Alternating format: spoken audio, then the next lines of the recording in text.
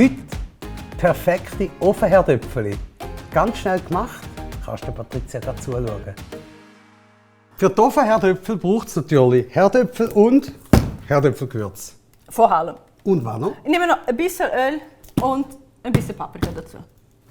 Das wird fantastisch. Ja, schauen wir dann. Bis nachher. Ja, bis bald. Bye bye. Ciao. Tschüss. Ofenherdöpfel. Erster Schritt, Ofen einschalten. Bei mir habe ich Umluft gemacht, 200 Grad. Wir machen mit der Schale heute. Man kann auch ohne machen. Und auch da geht es wie bei anderen Herdöpfelrezepten im Ofen, dass sie einigermaßen so gleich groß sind. Also etwa so groß. Mundgerechte Stückchen, würde man sagen. Mache ich da in meine Schüssel. Das gleich hier. Oder ist sogar ein bisschen größer, dann schneide ich einmal hier. Das mache ich einfach mit allen Herdöpfeln, die ich zubereiten will. Gefährlichster Teil haben wir hinter uns, alles geschnitten. Jetzt kommt ein bisschen Öl. Nicht so viel. Es geht wirklich darum, dass die Gewürze besser in die Herdöpfel haften. Dann nehmen wir natürlich das Herdöpfelgewürz. Ja. Das ist einfach zu merken. Ja. Herdöpfel, Herdöpfelgewürz.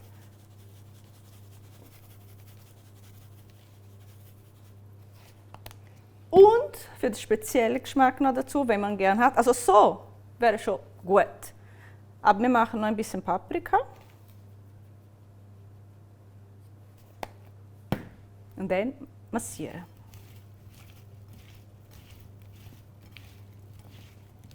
So dass wir überall Gewürze haben. Gehört? Der Ofen ist soweit. Und wir auch. Einfach das Blech mit Backfolie. Und jetzt lege ich das da drauf. So geheimnisvoll geht das.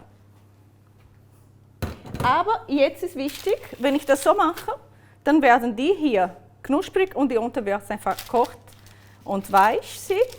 Also ich verteile so, und zwar, dass keine übereinander liegt. Das ist wichtig. Nehme die wirklich so voneinander weg. Deswegen, wenn ich mehr Herdöpfel auf einmal zubereiten will, dann muss ich 2 so Bleche nehmen. So, je weiter weg sie voneinander sind, können sie quasi so das heiße Luft im Ofen von alle Oberflächen so kriegen und gleichmäßig durch und knusprig werden. So, ich würde sagen, das ist gut. Hände waschen. Und jetzt ab in den Ofen, und zwar für 20 bis 30 Minuten, je nach Ofen. Ja.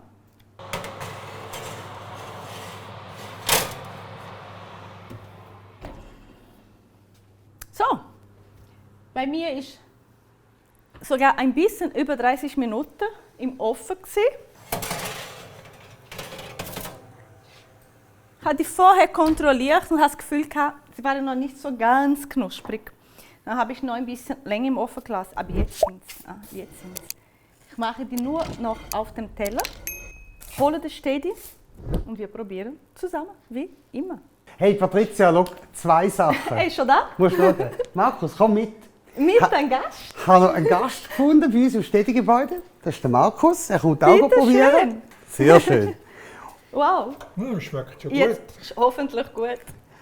Und jetzt hast du irgendwo ein ich gebe kleines dir. Schälchen Ja, für ich gebe mich. Weil dir. ich habe Ich gebe extra dir. noch meine feine Soße Ich mitgenommen. habe das erahnt, Können wenn wir es die so auch? Herdöpfel gibt, dass schau du mal. auch Söseli hast. So, dann können wir die gerade mal so probieren. Und ja, ich würde sagen, einen guten. Ein guter, ich Markus, würde den Gast das danke erst vielmals. Du darfst probieren zuerst drinnen lassen. langen. Ist noch heiß, ist direkt auf dem Ofen. Ne? Und ein paar bisschen mehr drauf wie normal. Man kann auch Soße mit Herdöpfel essen, anstatt Herdöpfel mit Soße, wenn man gerne hat. Hast du gehört, er hat Super gesagt, gut. Ist der gut? Wunderbar. das sind die besten Herdöpfelwedges, die es gibt. Einfach so. Und der Markus sagt das auch. Wir danken. Vielen Dank Wir fürs danken dabei vielmals sein. fürs Zuschauen. Wenn ihr auch mal möchtet, Kroger probieren, dann müsst ihr Glück haben, wenn wir gerade am Filmen sind. Aber ihr könnt es verschnellern, wenn ihr unten reinschreibt, irgendeinen Kommentar hinterlässt und dann laden wir euch ein. Da hin. Ja, wäre schön. Schönen Tag zusammen. Bis nächstes Mal. Danke fürs Kochen. Vielen Dank. Hast du gut gemacht. Gerne. Super. Danke auch Danke fürs Probieren. mutige Danke Probieren. vielmals. Super. Ciao zusammen. Ciao.